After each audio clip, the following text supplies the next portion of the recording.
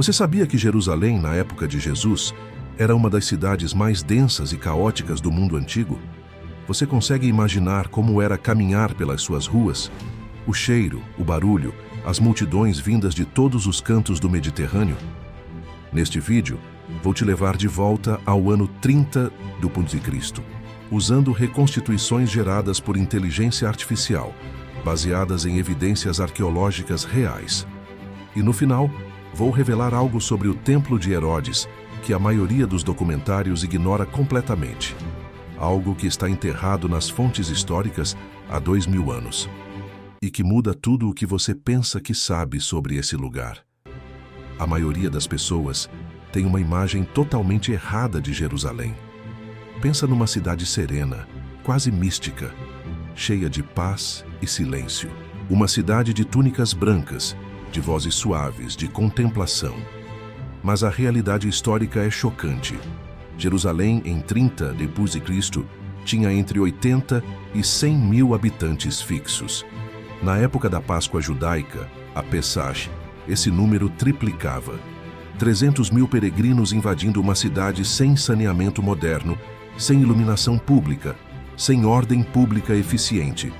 Imagine o caos, imagine o cheiro, imagine a pressão. E não era só o barulho, era a tensão. Roma ocupava a cidade com soldados. Os zelotes pregavam revolução nas esquinas. Os fariseus debatiam a lei em voz alta nos pátios. Os saduceus negociavam poder nos corredores do templo. E no meio de tudo isso, o povo comum tentava sobreviver. Era um caldeirão político, religioso e cultural prestes a explodir. E é exatamente nessa cidade, nessa Jerusalém real, não na do cinema, que os acontecimentos mais narrados da história humana se passam.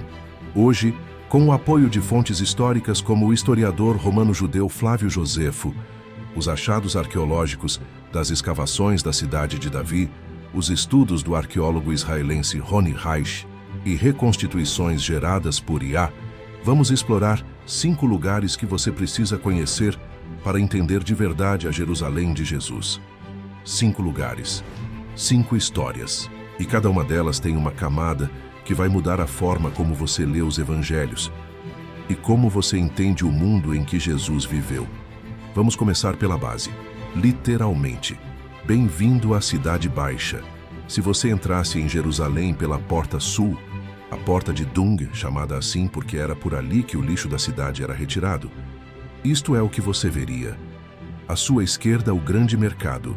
Barracas de tecidos coloridos de linho e lã vindos do Egito. Vendedores de especiarias trazidas da Índia e da Arábia em caravanas que cruzavam o deserto por semanas. Artesãos moldando cerâmica, trabalhando couro, forjando utensílios de bronze. E no centro de tudo, os cambistas, trocando dinheiro romano por moedas do templo, porque dentro do santuário a moeda do César era proibida. A efígie do imperador, considerada idolátrica, não podia entrar na casa de Deus. Por isso, todo peregrino precisava trocar seu dinheiro antes de fazer qualquer oferta. E aqui está algo que poucos sabem. Os animais para sacrifício no templo também eram vendidos neste mercado. Pombas para os pobres, carneiros para os abastados, bois para os muito ricos. E esses animais eram vendidos por famílias sacerdotais que detinham o monopólio do comércio religioso e lucravam de forma escandalosa com a fé dos peregrinos. Isso criava um monopólio sagrado, uma exploração sistemática dos mais vulneráveis, justificada em nome de Deus, e gerava uma fúria enorme entre o povo comum, que tinha que gastar boa parte do dinheiro da viagem só para ter o direito de orar. Lembre muito bem disso. Vamos precisar desse detalhe mais tarde. Suba agora pelo vale central da cidade, o Vale do Tiropeon, o Vale dos Queijeiros, como era chamado, e você chega ao Bairro Alto. O mundo muda completamente. O Bairro Alto era o oposto absoluto do mercado caótico que acabamos de deixar para trás. Aqui viviam os sumos sacerdotes, os chefes das grandes famílias aristocráticas, os aliados de Roma, os donos do poder religioso e econômico de Jerusalém.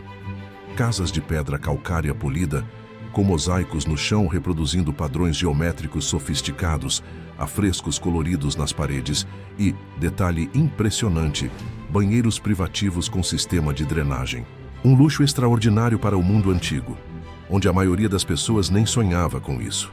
As escavações conduzidas pelo arqueólogo Nahman Avigadh nos anos 1970, no bairro judeu da Jerusalém atual, encontraram nessas ruínas frascos de perfume importados do Mediterrâneo Oriental, louças finas com acabamento de alta qualidade e selos de argila com nomes de famílias sacerdotais citadas no Talmud de Babilônia. A elite de Jerusalém vivia muito bem e sabia exatamente como manter esse estilo de vida, controlando o templo, controlando o comércio religioso, controlando o acesso a Deus. A desigualdade em Jerusalém era brutal e escancarada. Quem passava do mercado inferior para o bairro alto em 5 minutos de caminhada, entendia isso no corpo, sem precisar de nenhuma explicação. A cidade não era um lugar de paz. Era um campo de tensão permanente entre mundos completamente diferentes, que dividiam o mesmo espaço sagrado. Desça agora até o extremo sul da Cidade Baixa, onde o terreno se inclina em direção ao Vale de Hinnom. Você chegou ao Pool de Siloé, e este lugar foi redescoberto de uma forma que parece roteiro de filme. Em 2004, operários da Municipalidade de Jerusalém realizavam obras de manutenção do sistema de esgoto quando encontraram, enterrados sob a terra, degraus de pedra calcária. Degraus antigos, muito antigos. As obras foram imediatamente paralisadas. Arqueólogos foram chamados. Após escavações cuidadosas, ficou confirmado. Era o Pool de Siloé, mencionado explicitamente no Evangelho de João, capítulo 9. Uma piscina de 50 metros de comprimento, com 3 terraços de degraus descendo até a água, capaz de receber centenas de pessoas ao mesmo tempo. Este era o maior miquvé público de Jerusalém. Uma piscina de imersão ritual obrigatória. Antes de subir ao templo, todo peregrino precisava se purificar aqui. Não era opcional, não era simbólico. Era uma exigência da lei judaica. Corpo impuro não entrava na presença de Deus.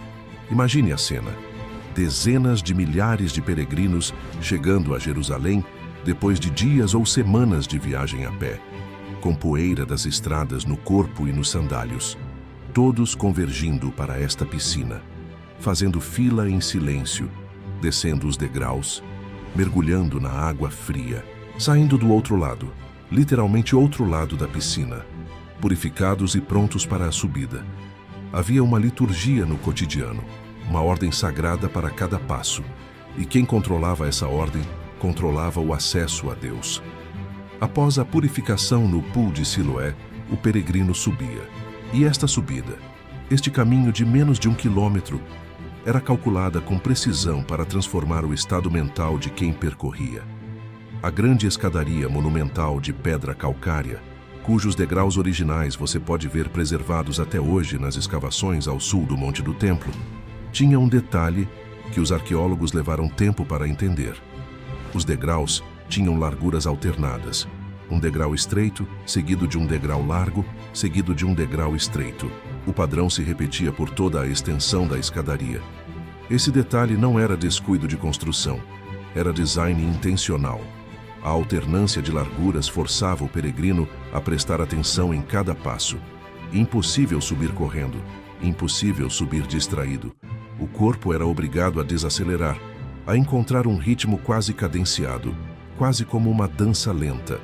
E era exatamente isso que se queria, que o peregrino chegasse ao templo já em estado de reverência, que a própria subida fosse parte da experiência religiosa. Era uma tecnologia de emoção, uma engenharia da experiência sagrada que antecede em 2000 anos tudo o que hoje chamamos de design de experiência do usuário.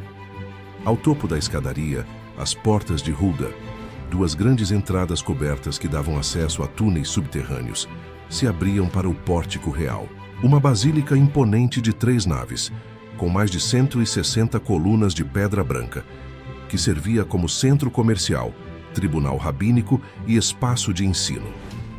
Era onde os doutores da lei sentavam e debatiam. Era onde, segundo o Evangelho de Lucas, o jovem Jesus de 12 anos Foi encontrado pelos seus pais após 3 dias de busca. E então, saindo do pórtico real, você entrava no grande pátio externo, o pátio dos gentios, e virava à esquerda, e parava. O que estava na sua frente desafiava qualquer coisa que você tivesse visto na vida: o templo de Herodes. E precisamos começar pelo número que vai te deixar sem palavras. A esplanada do templo que Herodes, o Grande, mandou construir a partir de 20 a.C., tinha 450 metros de comprimento por 300 metros de largura. Uma área de 144 mil metros quadrados, equivalente a mais de 20 campos de futebol lado a lado. Para ter noção da escala, era maior que qualquer fórum romano da época. Maior que o Fórum de Trajano em Roma, que era considerado uma maravilha do mundo antigo. Herodes não estava construindo um templo, estava construindo uma declaração de poder que podia ser vista de qualquer ponto da região. Mas aqui está o segredo que eu prometi no início, e que muda tudo. Flávio Josefo, em sua obra A Guerra dos Judeus, descreve com detalhes as pedras usadas na construção dos muros de contenção da esplanada.